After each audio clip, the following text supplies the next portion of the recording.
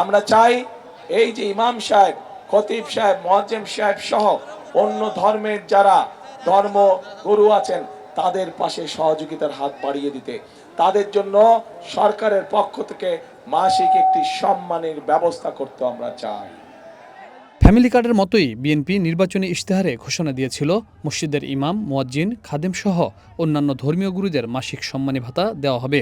সরকার গঠনের 1 মাসের মাথায় শুরু হলো এসব ব্যক্তিকে সম্মানী ভাতা দেওয়ার কার্যক্রম। প্রথম পর্যায়ে পরীক্ষামূলকভাবে 16,992 জনকে মাসিক সম্মানী দেওয়া হয়। শনিবার রাজধানীর ওসমানী স্মৃতি মিলনায়তনে ইমাম, খতিব, মুয়াজ্জিন, পুরোহিত, সেবায়েত, বিহার অধ্যক্ষ এবং উপাধ্যক্ষ সহ ধর্মীয় প্রতিনিধিরা উপস্থিত হন। অনুষ্ঠানে প্রধানমন্ত্রী তারেক রহমান বলেন, যারা আর্থিকভাবে পিছিয়ে রয়েছেন তাদের আর্থিক বৈষম্য কমাতে এই কার্যক্রম। বলেন, ধর্ম বর্ণ নির্বিশেষে প্রতিটি মানুষের আর্থিক সামাজিক নিরাপত্তা নিশ্চিত করাই সরকারের লক্ষ্য। সমাজের বিভিন্ন শ্রেণী পেশার মানুষ যারা অর্থনৈতিকভাবে হয়তো বা অনেক ক্ষেত্রে পিছিয়ে রয়েছেন, তাদের জন্য একটি সম্মানী বা আর্থিক সহায়তা কিংবা কর্মসংস্থান সৃষ্টির মাধ্যমে আর্থিক বৈষম্য দূর করে আমরা সবাই মিলে একটু শান্তিতে একটু ভালোভাবে থাকব। জাতীয় নির্বাচনের আগে আমরা জনগণের কাছে সেই রকমই প্রতিশ্রুতি দিয়েছিলাম। জনগণের রায়, আল্লাহর রহমতে বিএনপি সরকার গঠনের পর ভোটের কালই নোট থেকে মোচনের আগেই আমরা আমাদের সকল প্রতিশ্রুতি ধারাবাহিকভাবে বাস্তবায়নের কাজ শুরু করেছে। ধর্ম বর্ণ নির্বিশেষে প্রতিটি শ্রেণী পেশার মানুষ তথা প্রতিটি নাগরিকের আর্থিক সামাজিক নিরাপত্তা নিশ্চিত করার জন্য সরকার রাষ্ট্রীয় সামর্থ্যের সবটুকু দিয়ে চেষ্টা চালিয়ে যাচ্ছে এবং ইনশাল্লাহ চালিয়ে যাবে। প্রধানমন্ত্রী বলেন, নাগরিকদের দুর্বল রেখে রাষ্ট্র কখনো শক্তিশালী হতে পারে না।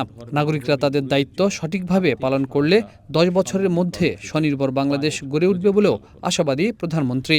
দেশের প্রতিটি নাগরিকের রাজনৈতিক এবং অর্থনৈতিক ক্ষমতায়ন নিশ্চিত করার মাধ্যমে আমরা আমাদের দেশকে একটি শক্তিশালী ভিত্তির উপরে প্রতিষ্ঠিত করতে চাই, যাতে করে আর কোনো ফ্যাসিবাদ কিংবা তাদের তাবেদার অপশক্তি মানুষের স্বাধীনতা কেড়ে নিতে না পারে, কথা বলার অধিকার কেড়ে নিতে না পারে। আজ এই মঞ্চ থেকেও এরকম একটি কথা বলা হয়েছে যে যারা ধর্মীয় গুরু আপনারা আছেন প্রত্যেকটি ধর্মের, তারা স্বাধীনভাবে যাতে কথা বলতে পারেন সেই বিষয়ে আলোকপাত হয়েছে আজকে এখানে। আমি সবসময় বিভিন্ন সময় আমার বক্তব্যে একটি কথা বলার চেষ্টা করেছি। আমি একজন রাজনৈতিক কর্মী হিসেবে দৃঢ়ভাবে বিশ্বাস করি যে দেশের নাগরিকদেরকে যদি দুর্বল করে রাখা হয় তাহলে রাষ্ট্র কখনোই শক্তিশালী হতে পারে না।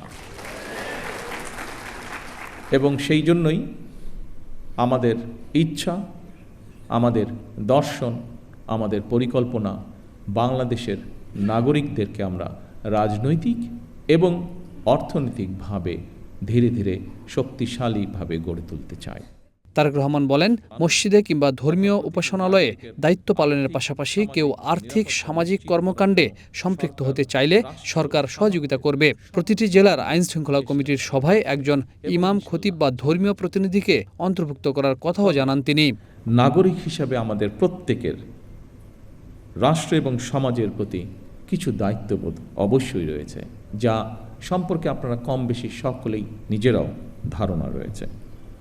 নাগরিক হিসেবে আমরা যদি যে যার অবস্থান থেকে রাষ্ট্র এবং সমাজের প্রতি যার যার সঠিক দায়িত্বটি পালন করি, আমি এই দেশের নাগরিক হিসাবে একজন রাজনৈতিক কর্মী হিসাবে দৃঢ়ভাবে বিশ্বাস করি ইনশাআল্লাহ দ্রুততম সময়ের ভিতরে আমরা রাজনৈতিকভাবে এবং অর্থনৈতিকভাবে একটি সুন্দর স্বনির্ভর আমাদের প্রত্যাশিত বাংলাদেশ গড়ার কাজে এগিয়ে নিয়ে যেতে পারব। প্রধানমন্ত্রী জানান, আগামী 14 এপ্রিল পয়লা বৈশাখ থেকে চালু হবে কৃষক কার্ড। এর আগে 16 মার্চ দিনাজপুর থেকে শুরু হচ্ছে খাল খনন কর্মসূচি।